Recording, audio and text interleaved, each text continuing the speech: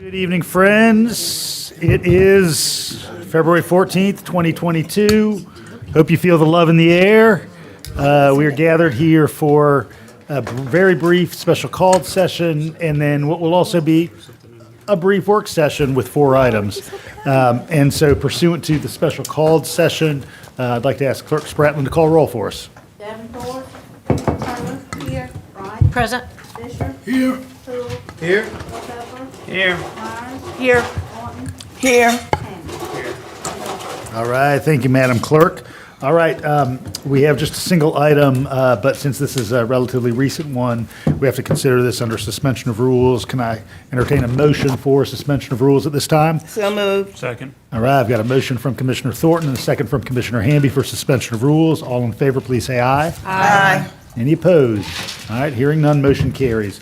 And Clerk Spratland is going to take leave for a short period of time, and as a result, we need to designate some members of our staff to act in the position of Clerk of Commission for a brief period of time. In your agenda item, the roles of those 3 individuals are outlined, so I'd like to entertain a motion for approval of this. So moved. Second. All right, I've got a motion for approval of the resolution from Commissioner Hamby and a second from Commissioner Hoole. Commissioner Hamby, any input? No, I wish you a speedy recovery. And it takes 3 people to do Gene's job. Commissioner Hoole? No, just looking forward to seeing Miss Jean back and wishing you the best while you're away. All right, any further input? All right, all in favor, please say aye. Aye. Any opposed? All right, motion carries. Just want to note that at one point, we were going to entertain an executive session this evening. We'll be doing that next Tuesday. Thank you. So that's off the agenda. All right, all business being final, I'd entertain a motion to adjourn this special called session. So moved. All right, I've got a motion from Commissioner Fisher and a second from Commissioner Davenport. All in favor, please say aye. Aye. All right, all in favor, we are concluded with the special called session. I'm going to move down front so we can put the screen on and get going with our work session. Mayor, if I might, would you like me to go ahead and introduce our first for tonight? So we've got several presentations for you tonight. We appreciate your patience. Happy Valentine's Day. One of the first presentation is from our external auditors. For those of the folks out in the public, we're required as a government to have an external, objective, third-party auditor come and monitor our finances. And they come each year about this time to present their findings. And we have Samuel Latimer from Rushton. Rushton is a new firm with us now, and so they're going to be making their presentation tonight on the status of our financial performance. Good evening. Good evening. Thank you. I'm going to get my computer up and running here and hopefully get it on the screen, get my presentation on the screen.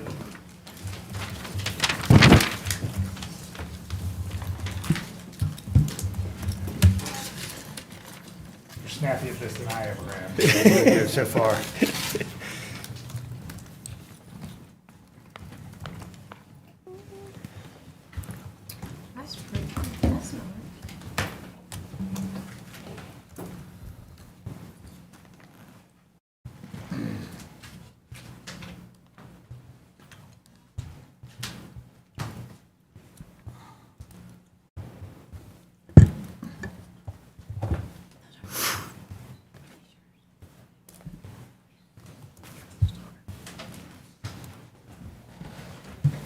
Okay. Good evening, Mayor and Commissioners.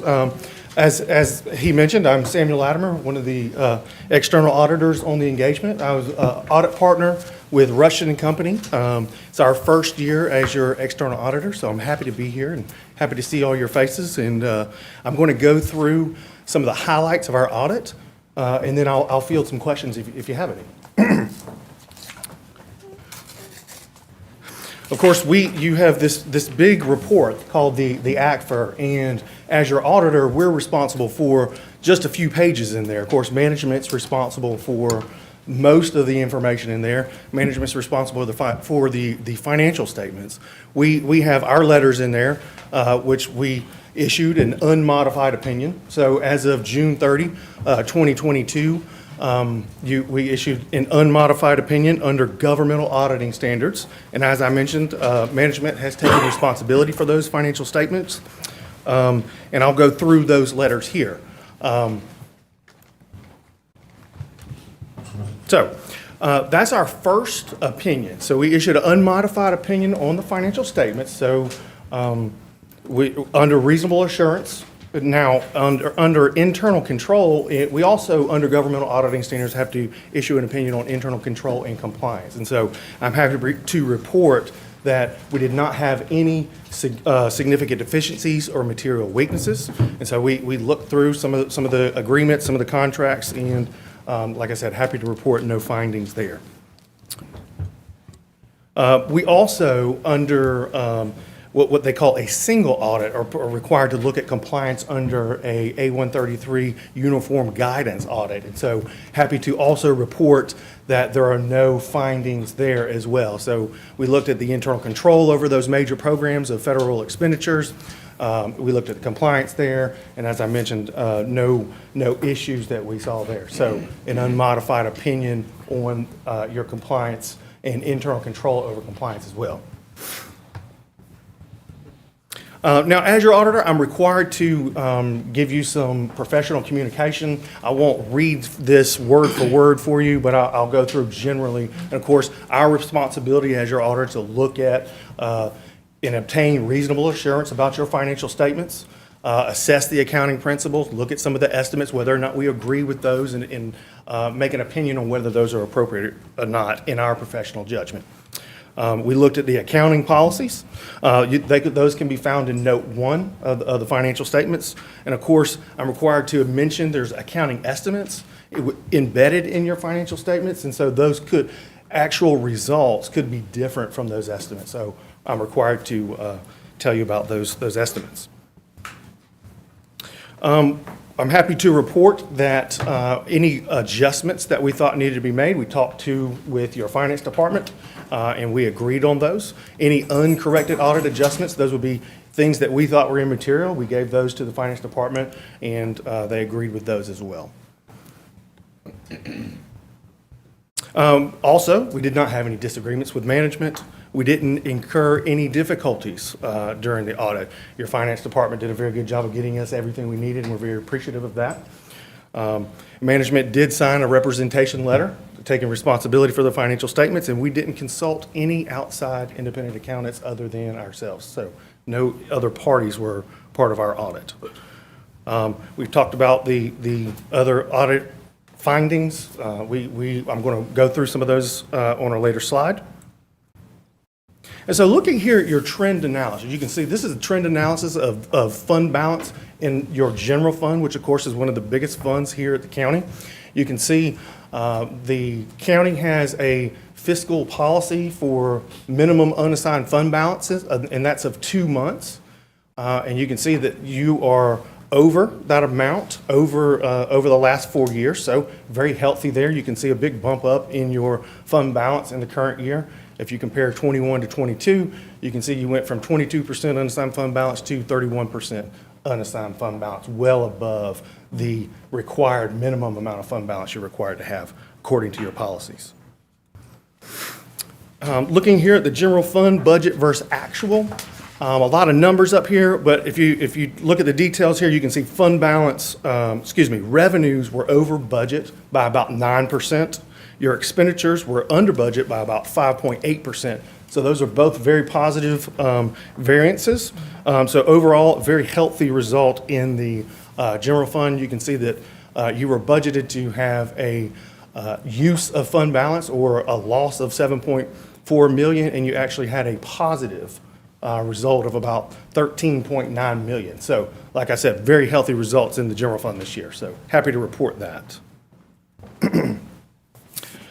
Trend analysis, looking at revenue by source over the last 5 years, you can see that this has remained relatively stable. You can see that most of those bars there have about 45 to 48% of property taxes. You can see sales tax makes up about 20%, and then your other taxes make up about another 18%. So, but this is about what you would see if you were to look at some other governments. Usually that's around 50%. So very healthy balance there of about 48%. So, and again, not a lot of change over the prior year.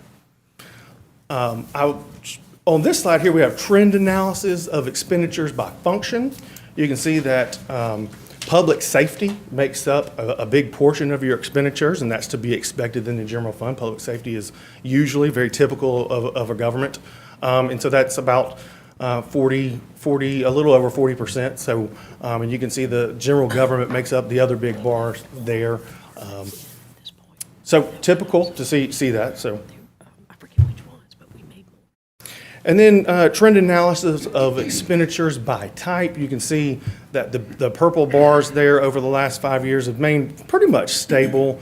Personal services make up about 68% of your expenditures. That's to be expected. This is a very person-heavy industry, of course. You have a lot of people in your operations. And so not a lot of change there. Now, as your new auditor, this is our first year, so we're required to look at what your other auditors made comments on. Now, these comments here, you can see there's a segregation of duties issues in a few of the constitutional offices. I'm not going to read this to you. This is a repeat comment from the prior year. Very typical. We audit over 15 counties, and a lot of constitutional offices deal with these types of issues, so very typical. Again, segregation of duties issues here. I know I won't read the slide to you. You've had this information available to you. This would fall under what we call other internal control comments. Not enough to be a significant deficiency or material weakness, but enough to mention just to let you know that there could be additional risks there, and possibly do a cost benefit analysis if you were interested in increasing your segregation of duties. Now, this is a newer comment here, being your new auditors. We mentioned, like I said, this is just an other internal control, timeliness of deposits in one of your constitutional offices. And just a few other internal control comments here. Mention about OPEB and some registry excess funds in one of your registry accounts. So again, I have communicated this to your finance department. They're on top of these comments and helping to facilitate any improvement there. So I won't bore you with the details of segregation of duties comments here. Now, I always like to mention the future and current reporting changes. If you're not aware, the government auditing standards, governmental accounting standards, we implemented a lease standard, which was a pretty big change. It changed the way that we handle leases quite a bit. This really didn't affect your financial statements that much, other than some disclosures. A lot of the agreements you had and arrangements you had were just not material to your financial statements. GASB 94 is coming up next year, and so that will be effective for June 30, 2023. So we'll be taking a look at that, helping your finance department implement those standards there. And then 96, very similar to GASB 87, except it is for more subscription technology-based arrangements. So I like to say that GASB 87 was kind of a practice run for GASB 96. So, but overall, I would like to report that the audit went very well. We have a very capable, competent finance team. They were a pleasure to work with, and I'm more than happy to field any questions that you may have about the audit. If you don't have any questions, then you're more than welcome to, and if one comes up later, you're welcome to email me or my colleague, Clay Pilgrim. We're both partners at Rushton that work on the engagement. Next. Yeah, yes. Yes, sir. Just curious, I noticed some of the recommendations was made with our constitutional departments. Yes, sir. So, two things. Do they have a deadline in order to get those corrected? Not necessarily a deadline. This is really just a comment to let you know that this is a very typical segregation of duties issue. So one of the ways to deal with the segregation of duties issue is to hire someone. And so it may not make sense to actually hire someone in in one of those offices. My recommendation would be to do a risk analysis and determine whether on a cost-benefit basis it actually makes sense to hire someone, or you can develop some kind of mitigating control, additional supervision, those type of things. But no, there is no deadline. It's really just to let you know that this is what's going on. We want to make sure that you're aware of the potential for additional risk. And my second question is this common among other municipalities with constitutional officers? Very. We audit over 50 governments at Rushton, and I don't know if we have a government that does not have that comment. And we do that because we want to make you management, the council or commission aware of those risks. And so that's very typical of a constitutional office. It doesn't always make sense on a cost-benefit analysis to just hire additional folks. I think Blaine was going to make a note about that too. Sure. Thanks, Sam. I appreciate that. And again, so municipalities, cities, they don't have constitutional officers, but the counties do, and we're, Park County. And this is a function of having smaller staff in some of these constitutional officer, and what it's directly relevant to, and please, Sam, tell me if I misspeak. Sure. It's the internal controls around the handling of cash and finances. And, typically you're going to want a couple of people looking at it, and we just don't have the people. For instance, a few years ago, this was a comment in the clerk of courts, and that was, the risk analysis was such that the commission went ahead and approved a new position to deal with that. And some of the smaller ones, do you want to spend the money on an extra person just to eliminate that? How much of a risk is it that we're going to lose a great deal of money? Those are the types of things. But I do want to kind of draw this back to our Office of Operational Analysis. If you'll remember with the Charter Overview Committee just a few years ago, there was a side sort of, they weighed in on the auditor's office, and they really emphasized the need for internal control. So, and I think it's healthy, and that's what I want to make. That auditor is programmatic. This is a financial auditor, but there's an intersection point with internal controls. And so I would say that as you hire that new person and the office gets cranked back up, these are the types of things, the risk analysis perhaps that they can look into and give you some good feedback on their recommendations for internal controls. Thank you. Yes, sir.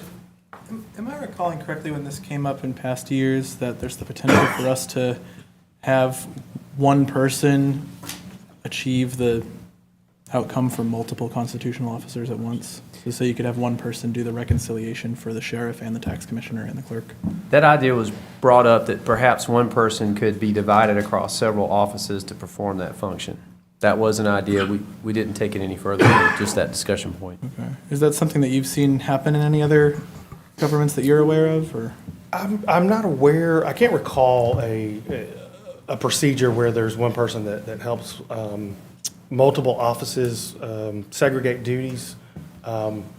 My first thought would be it would be best to consult with the management in those offices to make sure that would make sense. But I would have to look at the procedure to see whether or not that was something that's feasible and that would be effective. And that would be an operational consideration, really. Yes, ma'am. Yeah, I just want to express my appreciation to staff and such. We hadn't had a change in our independent auditor in a while, and my understanding from reading about internal controls that it was really important to do that. And so having this change and having such a good bill of health here for our finances, I think is admirable and makes me feel even more confident of our staff and our finances.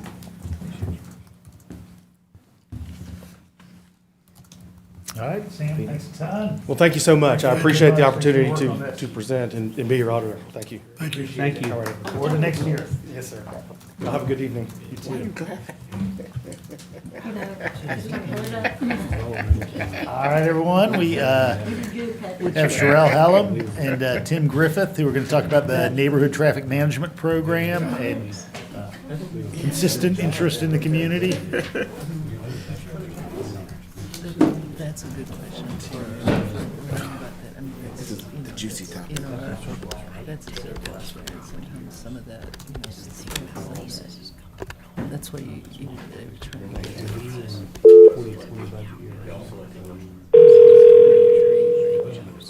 Yeah. So this is from. Yes, sir. I've seen Todd from the Public Information Office's presentation is about to begin. Okay, Todd. Thanks. I will switch over to it now. Thank you, sir. Good evening. Good evening, y'all. All right, so we're doing the hybrid thing tonight, but we've got Tim Griffeth, our traffic engineer, on the phone, and I'm Shirelle Hallum, and we are going to present on the Neighborhood Traffic Management Program.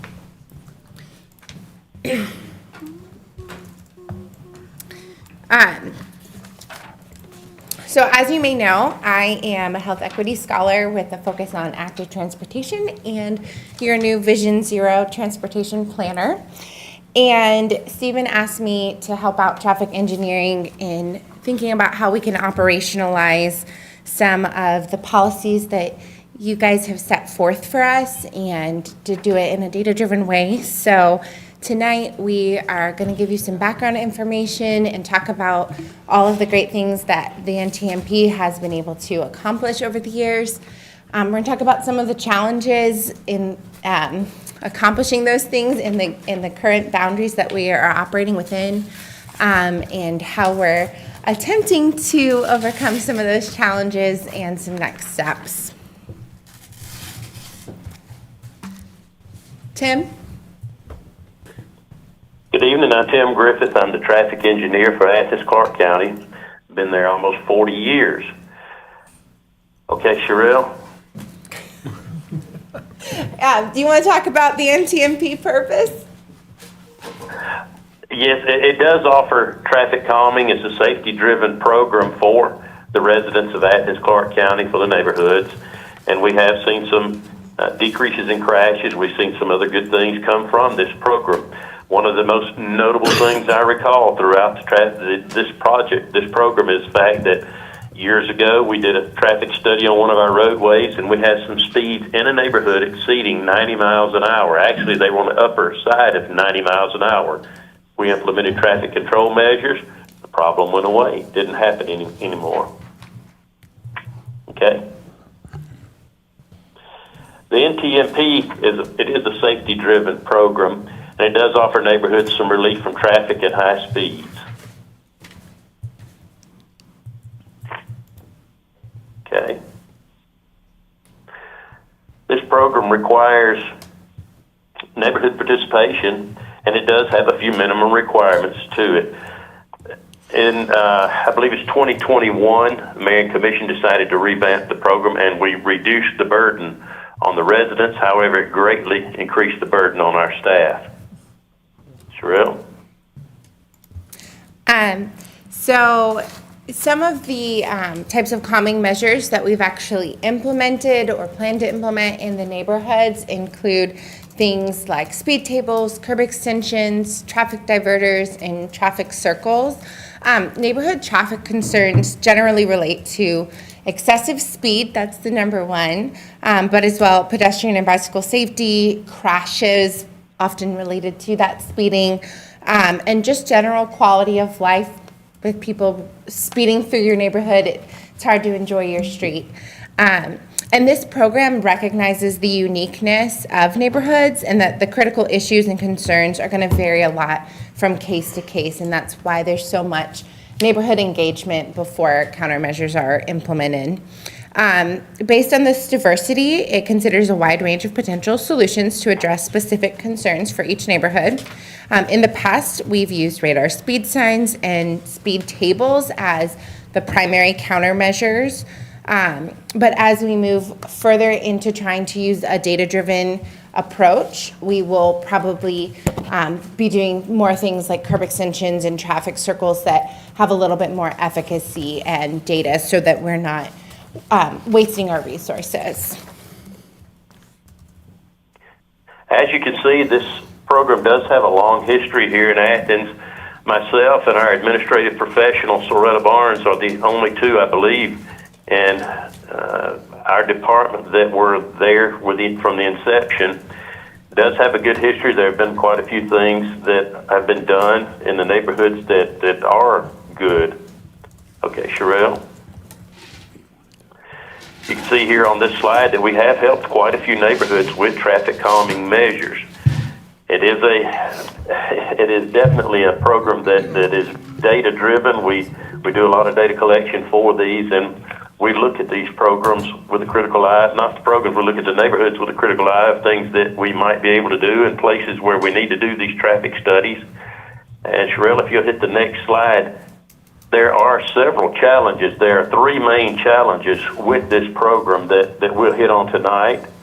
And the first of these challenges are that we have made a couple of exceptions. You'll see that the collectors are not typically allowed into the program. Our collector roads and highways aren't. There have been a couple of exceptions through the years made. The most recent one probably is over on Boulevard. And if you look at Boulevard, you might think, well, why is this a collector? And there's a couple of exceptions that have come to our knowledge through the years, and the Mayor and Commission have allowed those. Okay. Second challenge is staff capacity. I mentioned to you earlier that Mayor and Commission had revamped the program and made it easier on residents, but it has had a real impact on our staff. We only have 2 staff members in the studies division. There are some weeks here the last couple of years that all we've done and with our studies division and with myself and our administrative professional, we've done nothing but neighborhood traffic management work. It has just dominated our entire staff, and everything that we've had. It just takes up our time so much. But I mentioned here that one of the neighborhoods required 75 email correspondences. Well, since this slide has been produced, they've got about an additional 10 emails from that one neighborhood. That's just one neighborhood alone. So it does take a tremendous amount of our limited staff time that we have. And then the third challenge we have is funding limitations. We don't have nearly enough funding to meet the current demand that we're having. This program has been shown to be tremendously popular.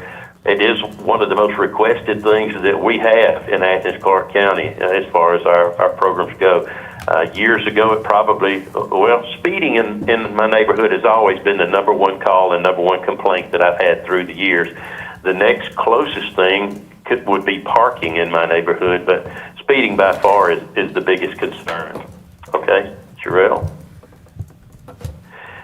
And then here are the prioritization criteria set forth by Mayor and Commission in the April 2021 revisions. And they're good starting guidelines, but now that we're faced with limited funding in so many neighborhoods, we're tasked with operationalizing these priorities.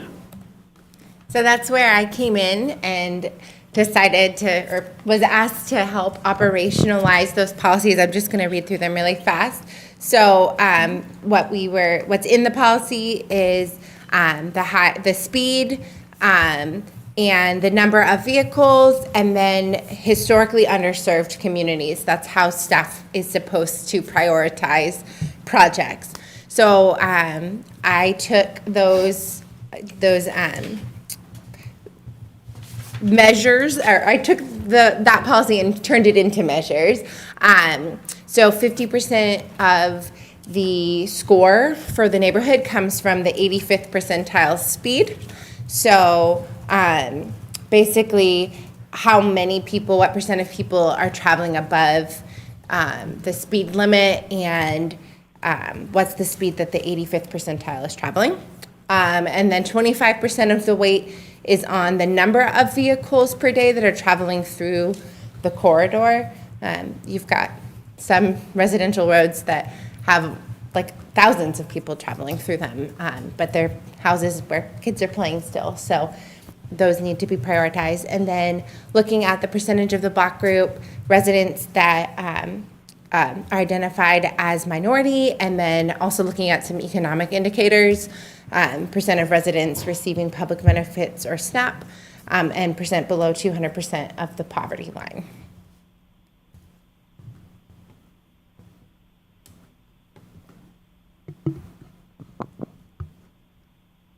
Tim?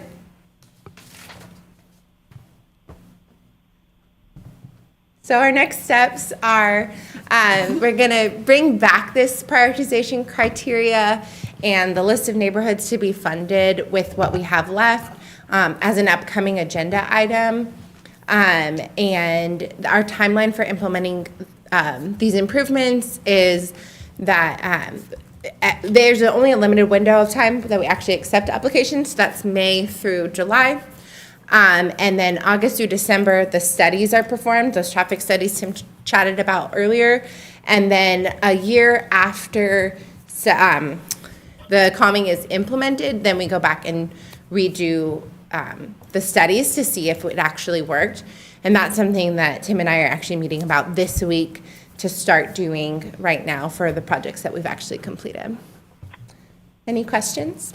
Sure. Thank you, Mayor. I don't know if I have any questions as much as I have some comments, because I think back in 2011, and I think Kelly may have been on the committee I was on that looked at this traffic, the new criteria, not this new criteria, but the other criteria. And one of the things I've noticed, y'all, in the criteria that we ought to look at as this comes back to us in March and April, I ran across this in Kingswood when they were looking for some traffic calming stuff.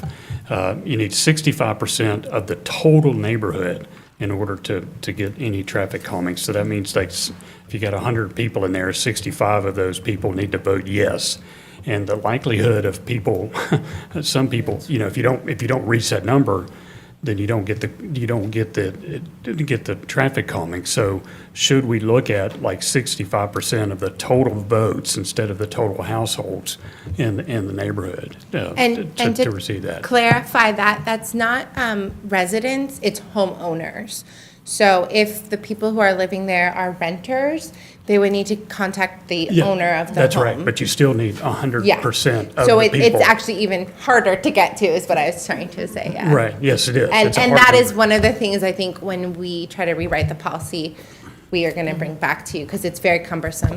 Well, it's cumbersome, but it's also a difficult number to reach for some neighborhoods, especially larger neighborhoods where you need a large number of votes. But the other thing that I'd like to see for the March or April meeting is you've got here 6 neighborhoods, finalized neighborhood traffic calming plans. And I'd like to see I'd like to see these neighborhoods on the list that need funding, but any neighborhood that is finished at the time of March or April that we need to vote on. Because if these folks have gone through the process of getting that 65% and then done everything they need to do, we need to uphold our end and fund them for their traffic calming. And the other point I want to make is this.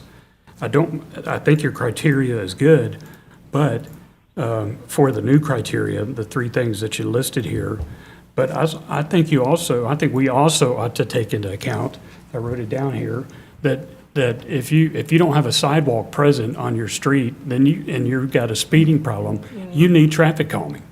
If you are a cut-through street, and it's obvious that you may be, then and you don't have a sidewalk either, then you've got a traffic problem. And if you're a street that is taking you to another ACC amenity like Grand Ellen, I don't know if Grand Ellen's part of the 6, I hope they are. I believe so. But they're a street that is going to Memorial Park.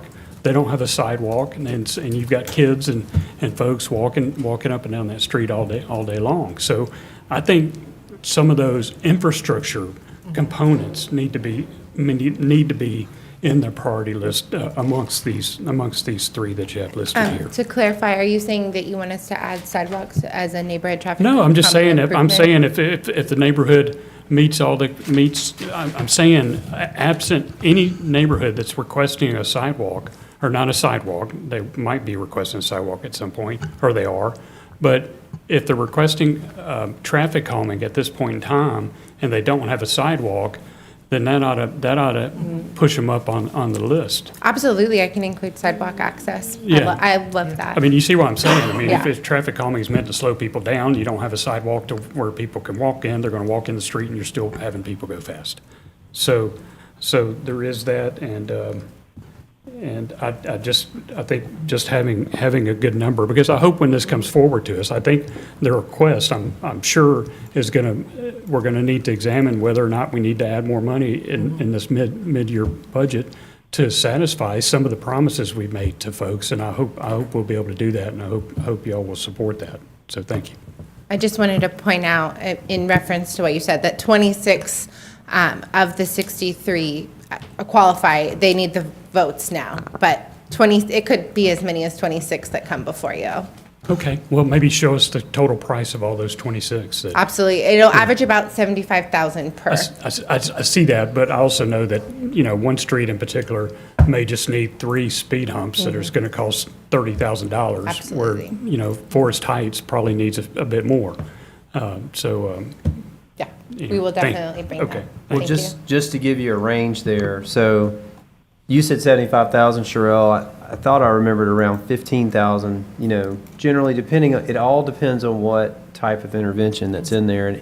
And even on the low number, if you funded all 26, that's still about $400,000. So I'm just saying, it's just, as you think about when we move into that and trying to find the funds to do that, that's what kind of I order of believe magnitude. Stephen and I got that number by looking at like the last 5 Okay. that were approved. Right. Well, it also begs the question, I'll hush after this, Mayor, I'm sorry. It also begs the question of us looking at, because I know this is part of SPLOST monies as well, looking at how we can move up the list. I know we're giving them $200,000, giving you $200,000 a year to help address traffic calming, but maybe we need to move some of those dollars up to help address it, to help address it sooner. Avita? Thank you. And I want to thank Tim. He's definitely tried to work with me in some unworkable situations because of the policies. But I did send a request in through Jean maybe 2 or 3 weeks ago about a neighborhood that was approved for the speed humps. And I think the word I got back was we ran out of money. I would like to see the list of those streets that have already been funded that do have some type of traffic calming. I would like to see a list of those areas. Would seeing the map that I created be helpful for you? No, I think I need you to just list. write it down and Okay, type I it can to send me. you the Excel document to the Yeah. commission. I can send it to Manager Williams. 55 neighborhood streets. Yeah, I have that, I want to that see list. which streets they are. Thank you, Mike. Oh, I thought you said already had done. The ones that, when I sent the email out, and the reason, and I'll tell you the neighborhood, and it's new for me because it's a new part of my district, is Saxon Woods. And I was told, well, the message got back that money ran out, but they were going to be on the next cycle. I believe their agenda is actually already written, and we were just waiting to But go I through still this. would like to see We what. have the agenda item written for Saxon Woods already, and we'll just simply prioritize it with all the others. And I believe, Stephen, it was your desire that we would present that list of prioritized neighborhoods to Mayor and Commission. At least that was my understanding, so that you could actually see every neighborhood that has qualified and is ready to go when funding is available. Correct, Shirelle, Stephen? Yes. Yeah, I think for the body, it'd be helpful to have those implemented, those qualified, and those finalized. And Absolutely. So we just have that. I have a spreadsheet that's very detailed, and I can send it to Manager Williams to pass on to you guys. We love the spreadsheets. I love a Thank you. spreadsheet too. I'm all about that data. Jesse? Yeah, a couple things. One is, and I really appreciate what Commissioner Hamby was saying about looking at existing facilities. So my understanding that basically when you've operationalized the language of the ordinance, you're not creating a new threshold for like some get it and some don't. It's just prioritizing, all these are going to get it, who do we go to first because of the funding and staff limitations? Okay. I happen to agree with Commissioner Hamby that if you've got 2 that are scoring equally based on the criteria you laid out, but one neighborhood's got a sidewalk and the other one doesn't, to me it seems like a no-brainer to go with the one that doesn't have a safe place for people to be. And I'm new here. Does it have to be in the policy, or can we just do it because you just said to do it? Some things go that way, but usually you should vote. It's better to ask for forgiveness than permission. I'm still learning the procedure. We want, I would imagine it could be built into the way we're operationalizing the criteria of the policy when we look at need, for example, as like that being a factor. But I'll leave it to the experts to figure out how to build it into the policy that we vote on. I did have a question about, I'm hearing staff talk about how onerous this has become, especially with the vacancies y'all are suffering. But we built tenants into the policy, I think, for a reason, because you have some neighborhoods where speeding and dangerous traffic is an issue, and almost all, if not all, of the residents are renting, Westchester, I think, would be a great example of a neighborhood that, was District 6, now District 5. We put that through the policy. As I understand it, qualifies. Basically, everybody who lives there is renting. So how are we, in this revamp that y'all are looking at, going to include those neighborhoods and those residents in the process? Hey,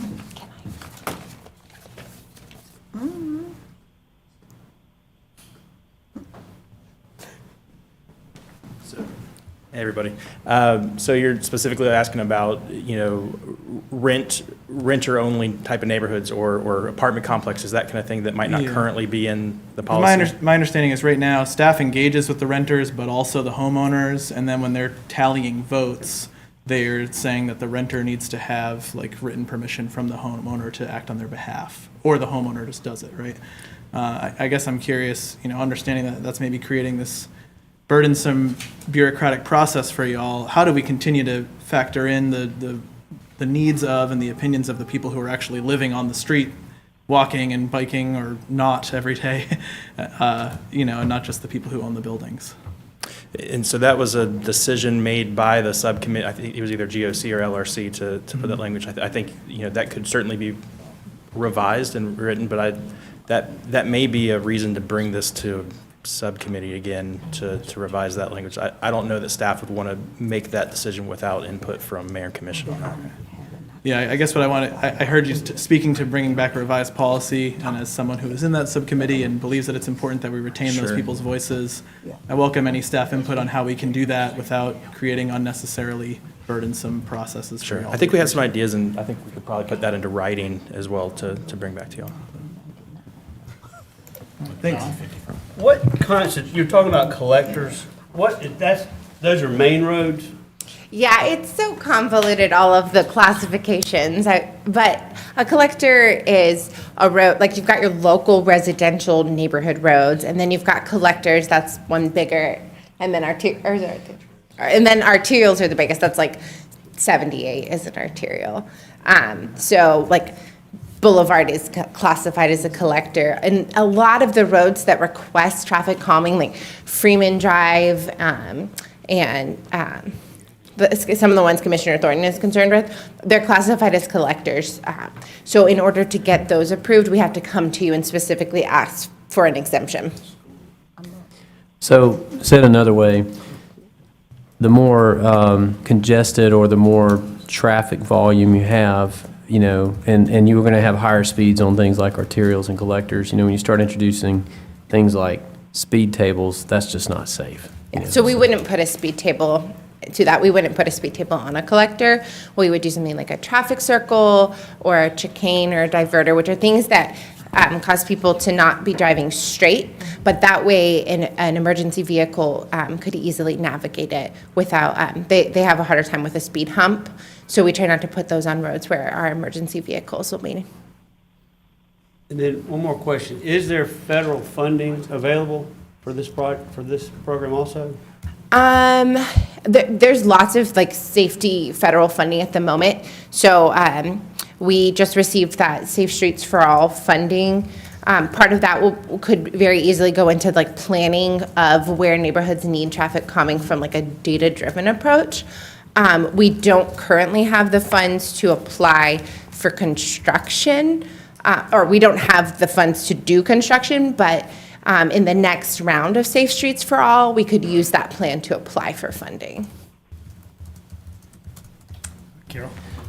Yeah, I had a couple of questions. I do want to agree with, first of all, with Commissioner Hamby. I think those criteria, having another category that somehow fits those in is really important. They're very significant. In terms of the deadlines that you had, accepting May through July, what happens if someone puts in an application in September? Tim? Yeah. It rolls over into the next period, and the reason that we take those applications then, and then we do have to collect that data in August through December. We have very limited staff to collect the data, and this past year we did hire a consultant to help us with quite a bit of that data collection. Otherwise, we wouldn't have been able to accomplish it. There was so much of a desire to participate.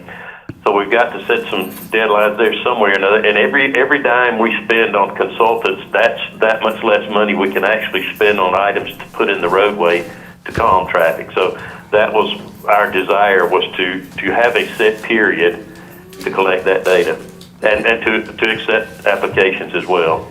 But then I'm getting, so the application comes in September. I mean, they don't have to put it back in again in May? I mean, No. is it just like a rolling? That's when you're kind of encouraging people to put it in May and July, but if it comes in earlier, it's accepted?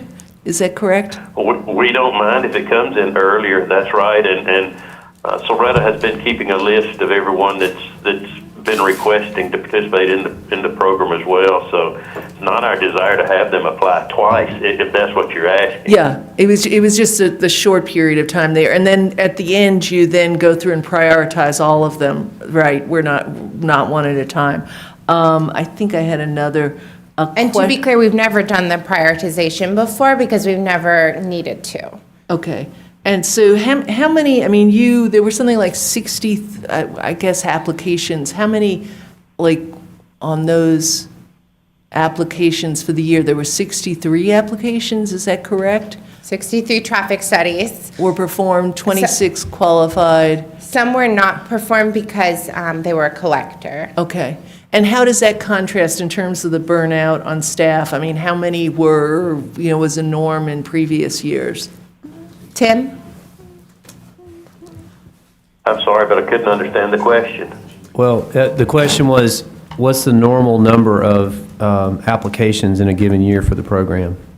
Previous to this new criteria? Well, prior to this, we've probably not had more than, the last 2 years were just off the charts. We've normally had 3, 4, 5 neighborhoods, maybe a half a dozen. Okay, and then the other thing is, and I cannot remember, did we get rid of completely the special tax assessment district where someone could, like, put a tax on their neighborhood to put the sidewalk, or is that still like another option? Still is. I'm not sure. That's around sidewalks, I think. There's a few different, so a long time ago, before SPLOST. Oh, right, that's sidewalks, but it's not, But before SPLOST 2011, if you looked at the old NTP policy, there was a piece of it that said a neighborhood could pay for their own traffic management if they entered a special tax assessment. And we got rid of that when SPLOST money became available. But you were also talking about the voluntary sidewalk program, which is yeah, and I separate. think I was carrying that over to so we have the voluntary sidewalk, but we don't have the voluntary traffic management. And then the last thing is the source of data for the demographics, just to clarify, when you're doing that ranking? Census. Census, okay, great, Yeah. thank you. Usually, the American Community Survey 5-year estimates. Okay. I'm going to go back, and again, Tim and I have talked about this, and I guess I'm wondering if it would be under the organizational policy.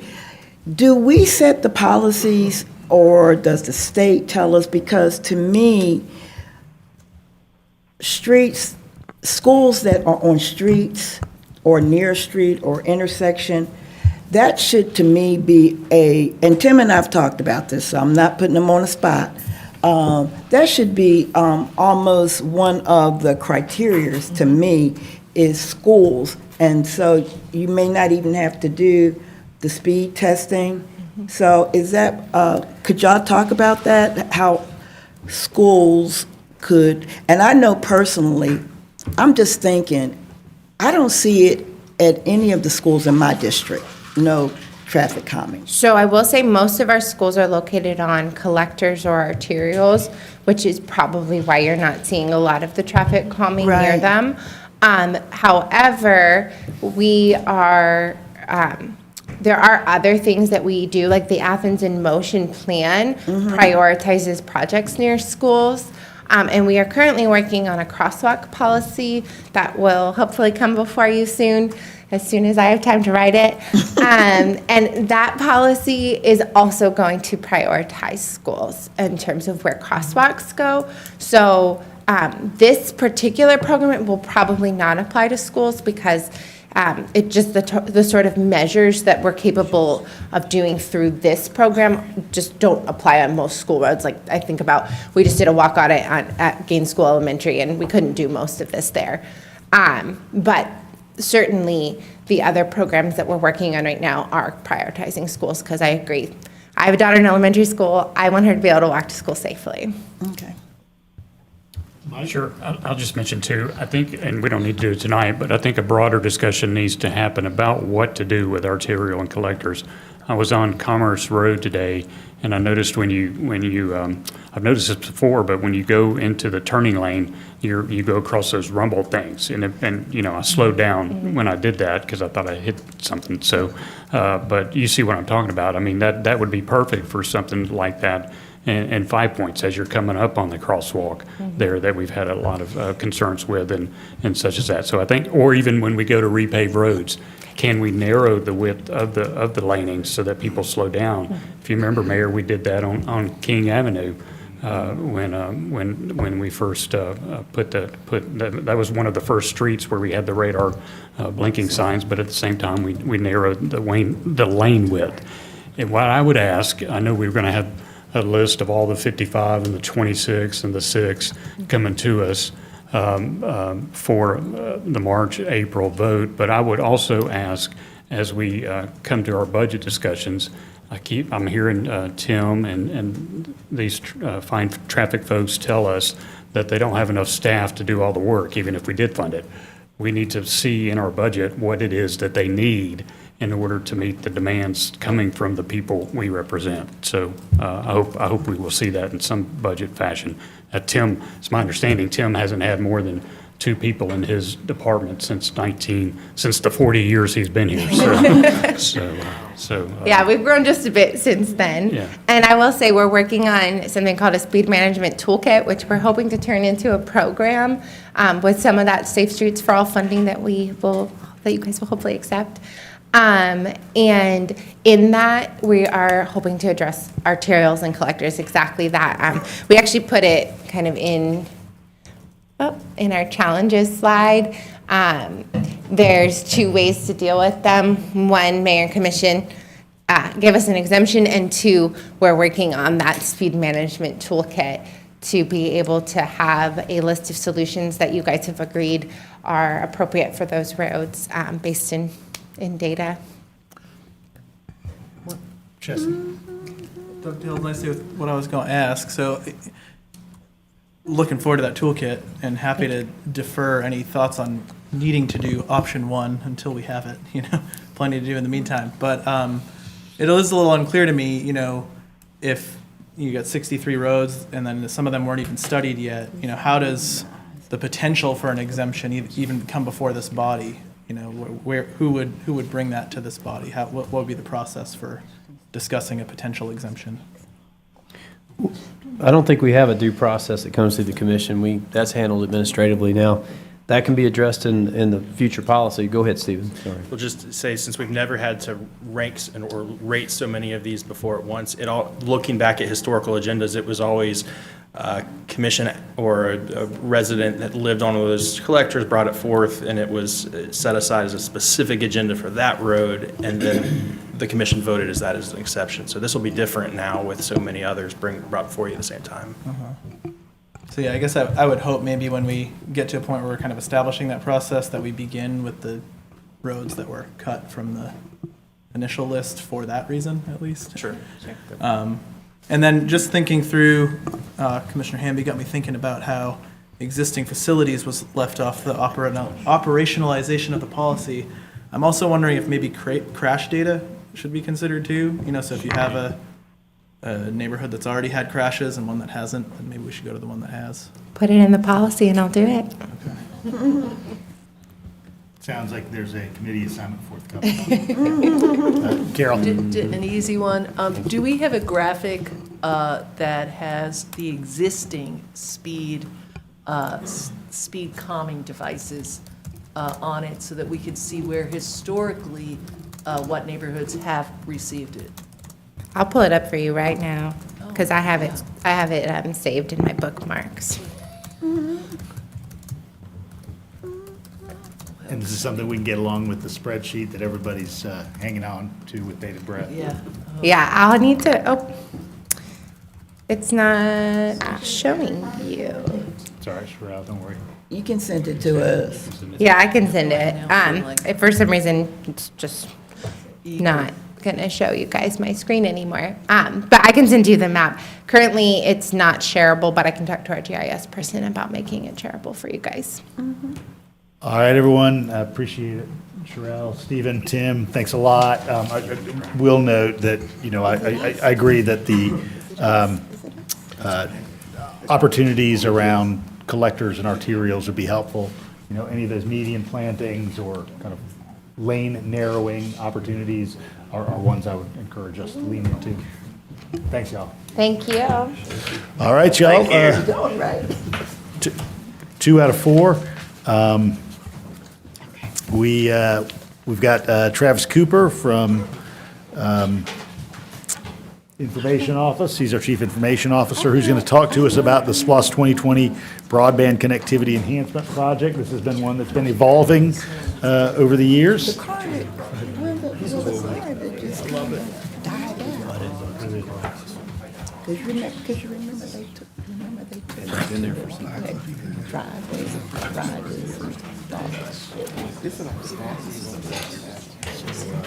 Communication, I guess. Let's know. Okay. All right. So I can't make this stuff up. It's okay. Really? You read about it? I mean, I'm ready for it in the jail corrections, but the courthouse. Yeah, no. I guess. Lots of upholstered furniture. I need tech support.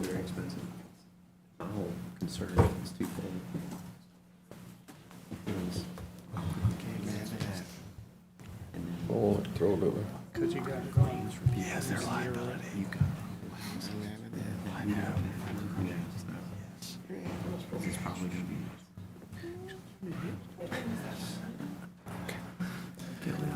Okay. All right. Good evening. Good evening. Good to see you. Hey, thanks for having us this evening. This is another one of our check-ins on our broadband connectivity project. We've done a lot of studies over the past few months, and we've worked with our consultants. And we're here tonight to present our preliminary high-level plan. And our consultants with the Foresight Group, Ashley Ball, is going to walk us through the high-level plan. Evening. Good evening. Thank you so much for allowing me the time to present today. So first, I wanted to run through some high-level terms, just so that we all are on the same page as we run through these maps. The first term I want to introduce you to is a fiber ring, or a fiber network ring. Think about this as it connects our entire design together, or it's the backbone of it. The next term is a fiber neighborhood, or a fiberhood, as we refer to it, and it is a grouping of end users or residents. So this could be businesses, this could be homes. These are ultimately users of the internet. The next term we have is a fiber distribution hut. We simply refer to these as huts. This is two things. It's both a small freestanding building that is going to house a lot of the equipment for the network, and it also is a grouping of the previously mentioned fiber hoods. A few important things to note with this is that both our fiber hood and our hut boundaries, these were established utilizing existing geographic features. So think neighborhoods, rivers, roads, things like that. And then lastly, the way that this is going to come together is that the fiber network is going to have legs or spokes that's going to branch off of the ring to the huts, and that will support the fiber hoods, or again, the end users of the internet. Now, a few things that we wanted to run through on this that we considered when we put these boundaries together is the current level of service. So this was the percentage of homes with reported access to fiber. This was also results from the survey speed test that we did in phase 1 of our project. The second item is the cost of the build out. So two main factors being, number one, the number of road miles within the boundary. Typically, this is seen as a little bit more of a negative thing. The larger space, the more it's going to cost. The positive aspect of that is the number of address points. So that can kind of make up for more mileage. Then the last factor is the likelihood of residents to sign up for the service. And this was mainly used based upon, again, that survey to upgrade services that we did back in phase 1. Now, this is a great image that we actually pulled from Google Fiber. This is the easiest way just to see how a whole design fits together. So the ring we talked about, the hut, the cabinets, and then, which again, fiber hoods, and then getting it all the way to the home. So you can kind of see how those lay out. Now, a few important factors that we want to run through as far as our goals is, number one was to do a fiber network ring within ACC to support an ACC Gov network. So this would be with either Athens owning or partnering on this network, creating access to the defined fiber hut areas. And important thing is that this is going to be access to or near a lot of the ACC facilities. So we worked with the SPLOST team to determine what those facilities were. These are important facilities to the county and also supports a lot of the residents' needs. Second thing is that, second goal is the fiber network legs or spokes branch off of the ring and supports the middle mile to underserved and unserved areas. So this would be where ACC will be able to partner with a third-party vendor, but also potentially retain ownership of some of these fibers that we'd be able to use for Athens' own use. So typically we see about 2 fibers, and easiest way to think of this is in 1 tube, you get 12 fibers. So 1/6 of that would be devoted to the county's use. And then lastly is that we want to have a goal of serving underserved and unserved neighborhoods. So again, going back to the survey we did in phase 1 of our project, and also evaluating maps showing where connectivity was.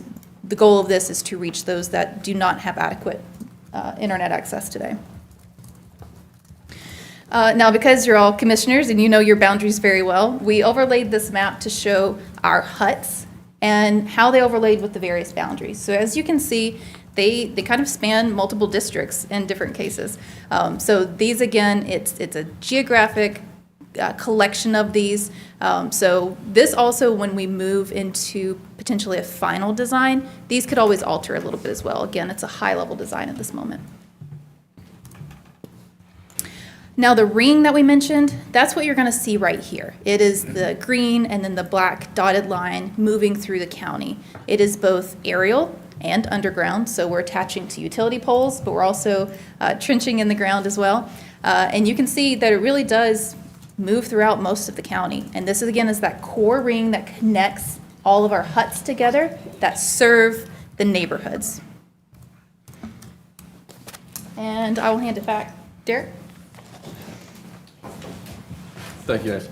And again, at this high level, a preliminary plan, the high level plan that we've brought to you today, we just want to bring back, as we normally do, our budget considerations. You know, we had $6.3 million in the SPLOST funding.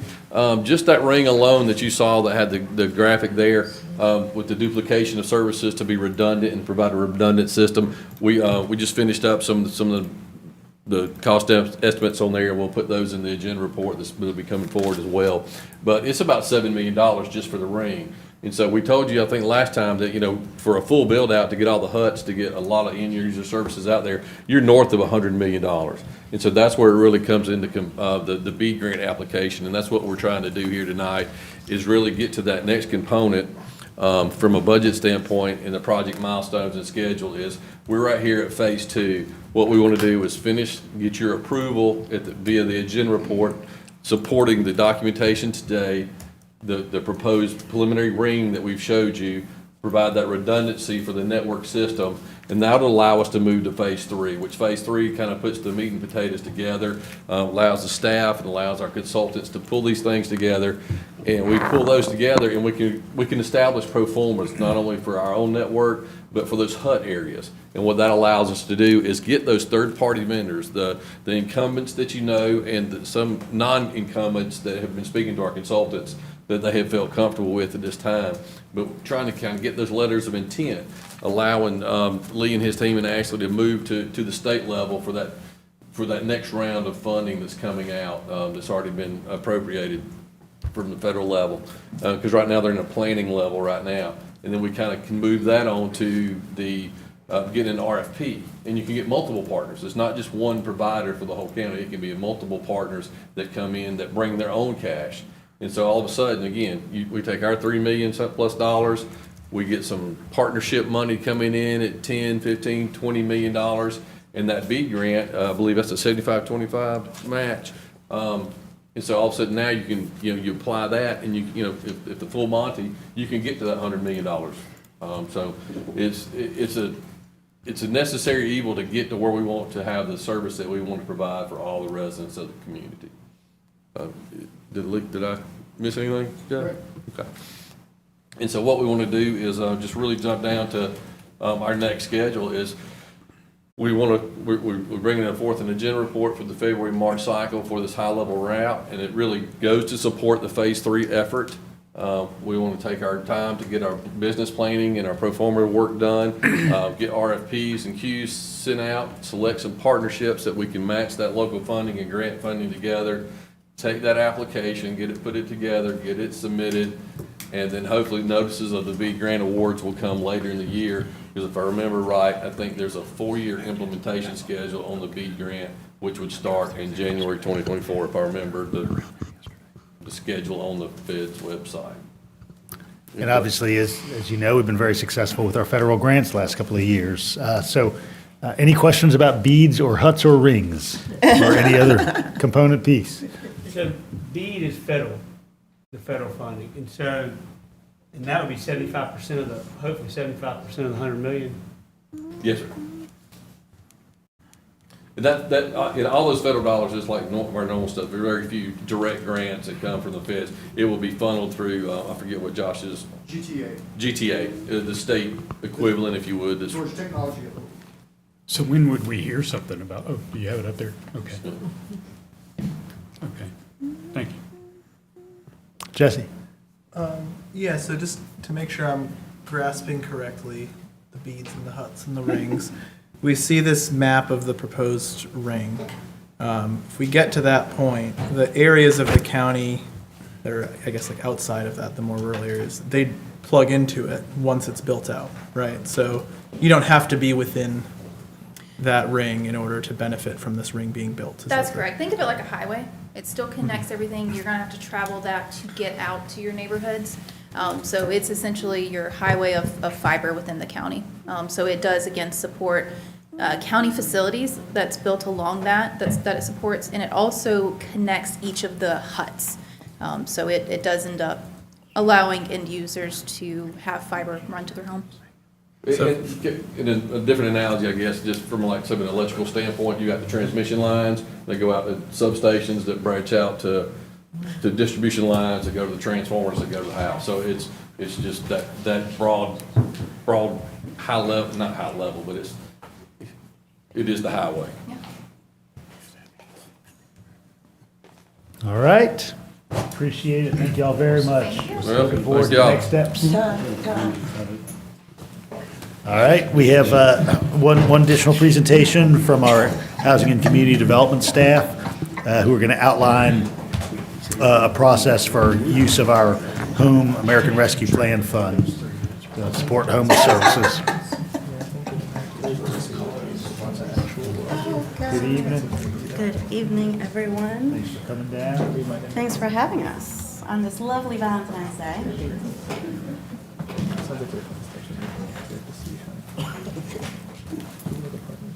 think that was the fastest connection to screen of the I evening. practiced. What can I say? Well, good evening, everyone. I'm Alejandra Calva. I'm the Community Impact Administrator at HCD, and I'm here with my colleague Marcy Irwin over here. She's our Community Development Admin, and we're here to present the Home ARP allocation plan to you tonight. Home ARP funding, we received about $2.5 million through HUD. It's related to ARPA, but it's different in the sense that it has a lot of stricter regulations, which we're going to walk through tonight. We also, we need to submit an allocation plan to HUD by March 31st of this year, so just in a few weeks, which is why we're here in front of you tonight. We have very specific stipulations, again, about who this money can serve via which very specific eligible activities that we can implement through the end, almost the end of 2030. You're probably wondering how this all lines up to the larger strategic plan to reduce and prevent homelessness, and this is just a quick graphic showing that. Both of these plans are using a lot of the same data sources, from HMIS to service provider data direct from our partners, focus groups, surveys, et cetera. The biggest difference, again, is that Home ARP is just specifically for $2.5 million, very specific activities, very specific groups of people that can benefit from this. That's due to HUD by the end of March. The larger strategic plan we will be presenting to you in the fall of this year. That will help dictate how we spend the $5 million of ARPA funds in that bucket, as well as any future funding that may be coming our way. And of course, we're working with the Cloudburst Group, our consultant on both of these. HUD is very specific about what they want to see in the actual allocation plan, which is why it's an 86-page document. But overall, it is a roadmap for spending that money and how we're going to be implementing that down the line. I mentioned we have very specific requirements as to who can benefit from Home ARP-funded projects, and these are the four main categories of people. They include individuals and families who are currently experiencing homelessness, those who are at risk of homelessness, individuals fleeing or attempting to flee all sorts of interpersonal violence situations, such as those listed on the screen. And then there's this other category that includes other individuals who may not qualify under the above three, but are still at great risk of losing their housing. HUD also asked us to look at the needs of veterans who might fit within any of these categories, so that was addressed in there as well. I mentioned we can only use the funding for certain activities, and these are the 5 of them. The first one is the production or preservation of affordable rental housing. Second is tenant-based rental assistance. We can also use it to create or enhance supportive services. We could purchase or develop non-congregate shelters and also support our partners through nonprofit operating and capacity building dollars. So the next few slides, I don't know why this is skipping too many slides at once. Okay, I apologize. I'm not sure why it is not pulling all the slides. Try again. Okay, I'll provide some quick highlights here. For the affordable rental housing specifically, it has to be rental housing. But the nice thing is that we can use these funds to cover the majority of the hard and soft costs associated with this. Tenant-based rental assistance, it's pretty straightforward. You help tenants be able to meet their monthly rents. Supportive services can include everything from case management to housing search assistance, employment search assistance. There's a huge list of it, but they're generally pretty broad. The fourth one, non-congregate shelters specifically refer to units where individuals would have basically their own room, their own space with their own bathrooms. They can still share living space, a kitchen, recreation areas, but they need to have their own, it's almost like a dorm, right? You kind of have your own private unit. And then again, our partners need some funding to be able to carry all these programs forward, and so HUD allows us to use up to 10% total for these, for operating capacity building. But again, only for agencies who are carrying out one of the other activities. We did a lot, very extensive consultation leading up to this proposal. We did surveys, we did focus groups, we did large stakeholder meetings. We heard back from 116 people from over 40 agencies across town. we heard from more than 200 individuals who could stand to benefit from this funding. So we're pretty proud of this. It was pretty extensive. And again, this data is also going to be used into the larger strategic plan. So it's pretty helpful. And with that, I'm going to pass it over to Marcy. Good evening. As Alejandra mentioned, we did all this wonderful consultation, and over the next couple of slides, I'm going to just highlight some of the data and things that we found during that interaction.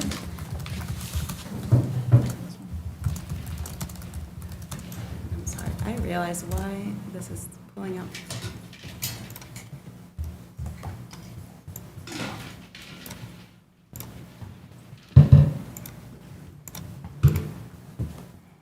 This is your computer. I'm sorry, one second.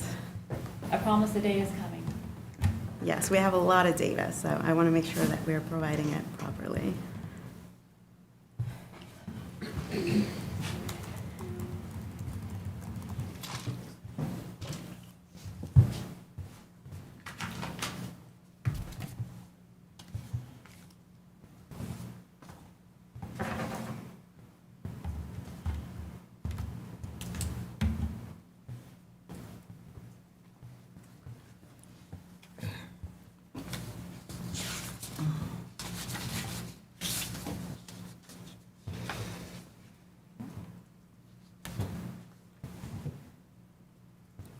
Sorry, y'all.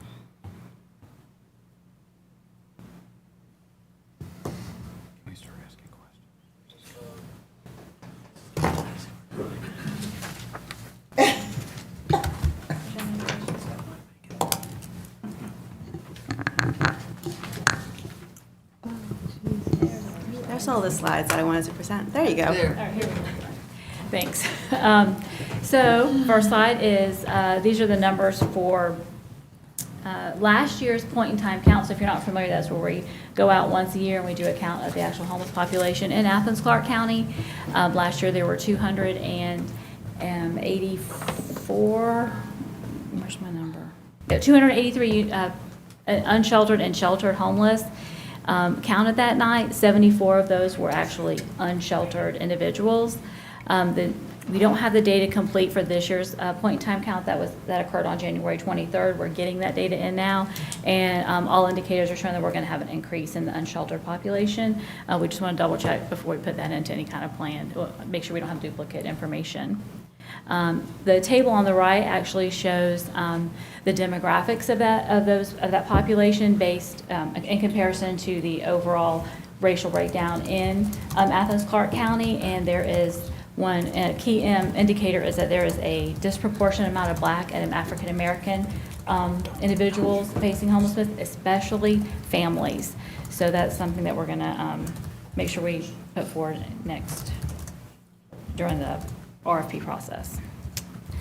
This, one of the risk factors for experiencing homelessness are families that are paying more than 30% of their monthly income towards rent. That means they're cost burdened. So this chart actually shows the column on the left are those households that are at 30% or less AMI, which are very low income. And as you move towards the right, the far right column is 80% to 100% area median income. That aqua portion, it represents those families that are cost burdened. One other data point we found was that for those families that are at 30% of low income, of the area median income, almost 70% of those households are paying more than half of their income towards their housing costs. So it's pretty significant. You know, one event can be life-changing and they can be homeless. So that's a key factor. So part of the surveys that Alejandra mentioned that we gave out to both service providers and qualifying populations, we asked them to rank the eligible activities based on what they saw as the highest need. And as you can see, the development of affordable rental housing was significantly higher for both categories of participants that we surveyed. And this next slide is regarding the gaps in supportive services. So both agencies, stakeholders, and qualified populations, we asked them to select their top 5 priorities out of 19 possible services. So interestingly, they are almost identical. If you can see, housing search counseling, financial assistance, mental health, employment assistance. These are things that both people with the experience and agencies have recognized as a high need. Of course, agencies and stakeholders have listed case management as a top priority, probably because they realize that's needed to implement the other things. You know, a person that's actually living the experience probably doesn't see that as a need because they're not on that front line from that level. So based on all the data that we gathered and the conversations we had, these are the proposed activities included in the plan.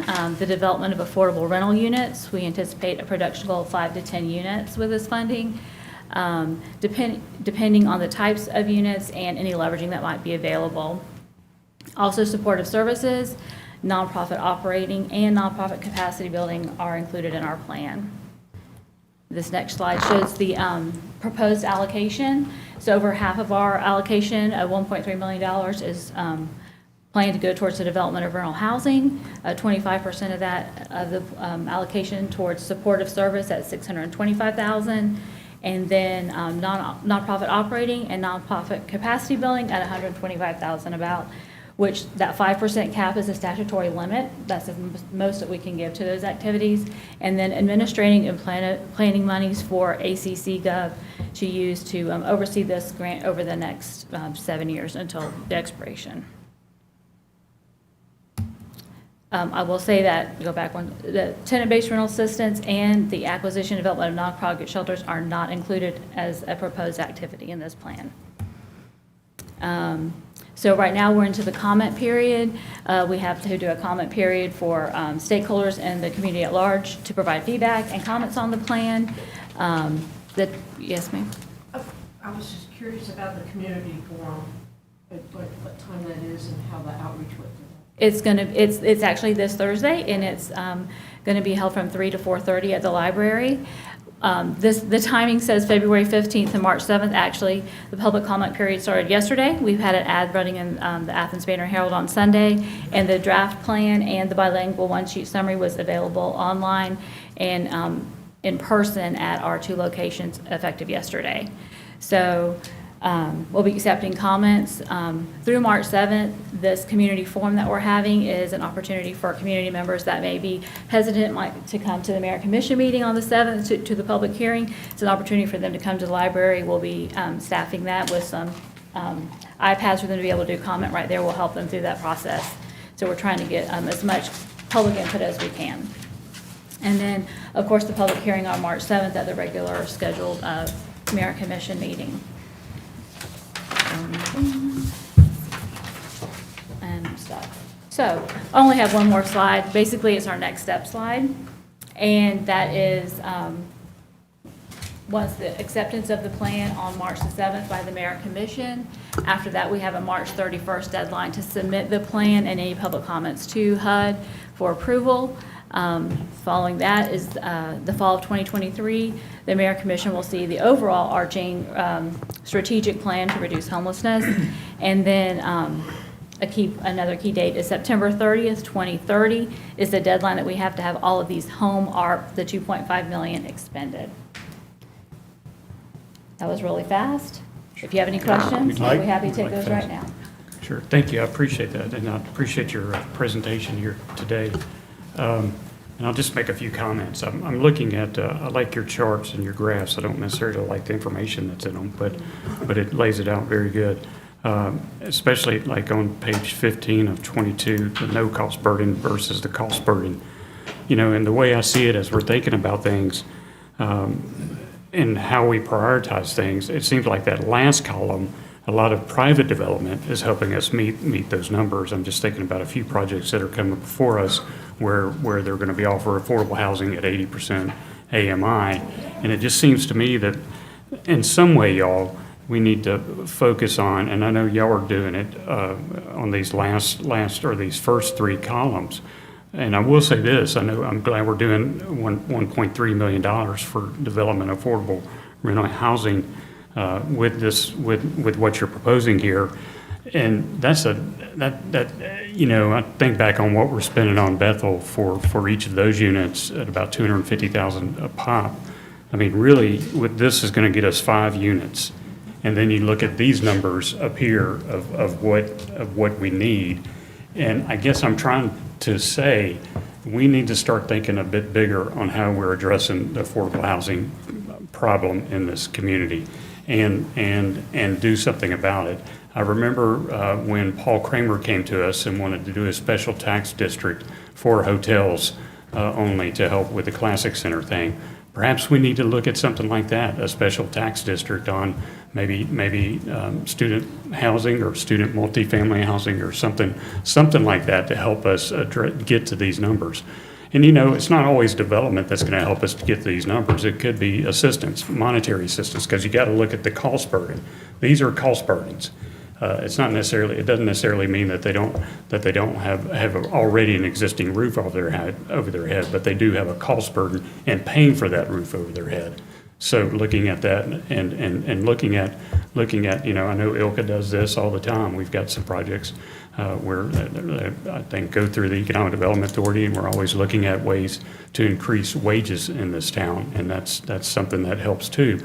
But at the end of the day, we're going to have to think bigger. And how can we increase it so that we're not just, we're just nipping at the edges. We're not even nipping at the edges with 5 homes in affordable housing. I'm not blaming y'all. I'm just blaming the lack of resources. So we got to figure out how to get more resources that this community will buy into.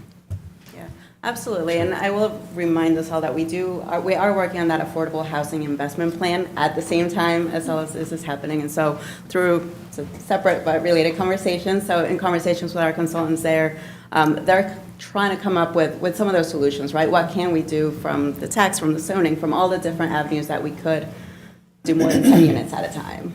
Because And that'll emerge summer approximately as well. Yeah, late summer. Late summer is when we're expecting to have everything back from the or midsummer is when the consultants will get everything back to HCD. We expect that there's going to be some refinements, some public input elements, so we're thinking we'll get both of those back to you early fall. Don't want to give you an exact date yet. Ovita. It seems when we talk about ARPA money and housing and homelessness, we're talking about renters. What about folk who are losing their homes because of foreclosures and mortgages? Last year, I was at a meeting last March, and one of the young ladies from the East Side, District 2, brought in the foreclosures that were in the paper that I forget, I don't know how that works, but. From the legal notices. Yeah, the legal notices. And most of them were in Commissioner Taylor's district. So that lets me know, I hate to, summarize it like that, but probably people of color and moderate, low income maybe. But I don't ever hear us talking about people who are losing their homes. Everything seems to be around renters, and yet and still some of us think that home ownership is how you create wealth. So I'm just, I love your plan too, I love the graphs, and it was very clear. But is anybody talking about folk that are losing their homes because of taxes or foreclosure, anything like that? Yeah. So HomeARP is, again, very specific with how we can use the money, right? So the $1.3 million we're recommending for housing, it has to be rental. Can't do anything with homeowners. And that was my question. Right. But within the supportive services category, because people who are experiencing this mortgage burden, if you will, they fall within the at-risk category. So some of those supporting services could be some sort of financial assistance, perhaps even like a down payment assistance. I will also say that as part of the affordable housing investment strategy, we're looking at both renters and homeowners. So they're addressed elsewhere. Thank you. Mm-hmm. Jesse? Yeah, a couple questions. One, PJ is mentioned a couple times. Is that participating jurisdiction? Yes. Okay, cool. So the point in time count, my understanding from the many presentations over the years is that the tool of the point in time count is one that we can generally regard as an undercounting of the population, but also that the data collected can help us get a representative sample of the phenomena that are at play. Is that I've seen a lot of nods. So when you said we're going to see an increase, I'm just curious, how much is that reflective of an increase in people unhoused versus a more effective counting done this time around? Do you have any idea of how you'll be able to know? It's probably representative of Melinda, could I can't hear around. Sorry, it's probably, you couldn't hear my loud mouth? No, you probably can't hear outside. I know, I apologize. It's maybe representative of both. We have seen an increase of people from out of county coming into Athens-Clarke County, which may be playing a role in our increased unsheltered number. We also, Salvation Army experienced some difficulty with sheltering last year. They're starting to rebuild, so that could contribute to an increase in our shelter count. But it also could be that, maybe we're just able to find more people this time. I mean, the weather was a little more cooperative this year. That plays a big role. If it's not as cold outside, people don't tend to stay inside or find other temporary, quick overnight shelter, whereas they would if it's raining, if it's freezing, anything like that. So there's no way to definitively say what factor would play into an increased number. It's probably all of it. Okay. And then I'm curious, the survey data y'all did, let me see what slide number this is. This one? Oh, this one. Is it this one? Yeah, I was actually looking at 17. This one? So, I'm curious, I guess it's 16 and 17, there's this affordable rental housing and supportive services, but there's this idea of permanent supportive housing. And so are we thinking that the 5 to 10 units that y'all are seeking to build out here, are they going to be supportive housing units, or are they just going to be housing units, but one of them might have office space for a nonprofit that does support work? Yeah. So the nice thing is that this would go through an RFP, so it also kind of depends on what comes through the RFP. We can, of course, make it a little clearer if we want it to be supportive housing, or it could just be rental housing that's just made affordable without supportive services, right? At the same time, by allowing the supportive services allocation, it would help complement those units in one way or the other. I'll also say that as we're working on the larger strategic plan, there's probably going to be ways to marry these two sources of funding so that we can create more than 5 to 10 units, right? We just kind of have to get this into HUD. Otherwise, we lose the money. Well, I guess thinking through the different ways that we can try to get more housing built and the extreme difficulty of getting permanent supportive housing built and then especially funding the operational side of it, that this funding source can provide that operational funding as well. I would personally like to offer up that I think it would be good for the RFP to kind of narrow its focus to that type of housing being what we solicit. Well, and as Alejandra pointed out, this is something that's being prompted by a deadline for HUD. It's a little bit ahead of the discussion that we'd like to have on the homeless strategic plan, but this is a great forerunner for the discussion you're going to have for prioritizing the limited funds we have with the various interventions, and all of them have different levels of effectiveness. But once the strategic plan is finished, and there'll be recommendations, hopefully from the advisory group, to come back to y'all, and then you'll decide how to deploy the remaining ARPA funds for homelessness in whatever fashion and priority, and then staff will, seek to find the partners to help make those things happen. Thank you, Manager Williams. And then final thought on this, I guess, is seeing that, we have until 2030 to spend it. I would also hope that when we're soliciting, proposals, that we ask for a plan for how that proposal is going to pay for the operational elements after 2030, because we can't bank on this money being available by then, but hopefully the people who are housed there will still live there, and hopefully the people who are doing the support work can still do the support work. So. Kara? Yeah, I'm grasping everything now here. On these home ARP eligible activities, there's a list of things that aren't on here, and it would help me to, that are on here that are eligible. And what are some of the other things or examples of things that are not eligible? Like an emergency shelter is not eligible. Funding for the tent encampment is not eligible based on the 5 circles you have here.